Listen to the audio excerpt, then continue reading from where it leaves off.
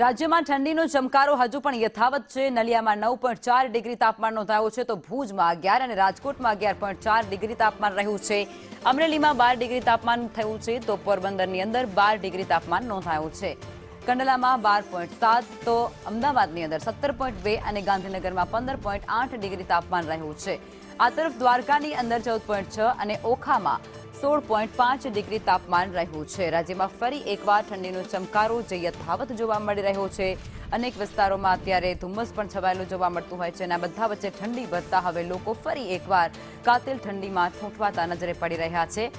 નલિયા સૌથી ઠંડુ શહેર ફરી એકવાર બની ગયું છે, જ્યાં તાપમાન 9.4 ડિગ્રી જેટલું નોંધાયું છે, અને આ ઉપરાંત દ્વારકાની અંદર 14.6, તો ઓખામાં 16.5 ડિગ્રી તાપમાન રહ્યું છે। ભુજમાં પણ તાપમાનનો પારો જે સતત ગગડી રહ્યો છે અને 11 ડિગ્રી પર પહોંચી ગયો છે।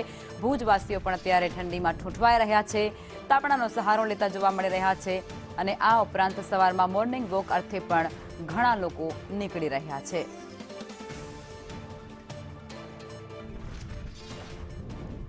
તો રાજ્યમાં ફરી એકવાર ઠંડીનો ચમકારો વધી ગયો છે, કારણ કે ઉત્તર ભારતની અંદર અત્યારે હિમવર્ષા થઈ રહી છે, અને હિમવર્ષાને કારણે બરફવર્ષાને કારણે જ ઠંડી જે પવનો ફૂંકાઈ રહ્યા છે, તેમાં ઠંડીનો સતત વધારો જોવા મળી રહ્યો છે।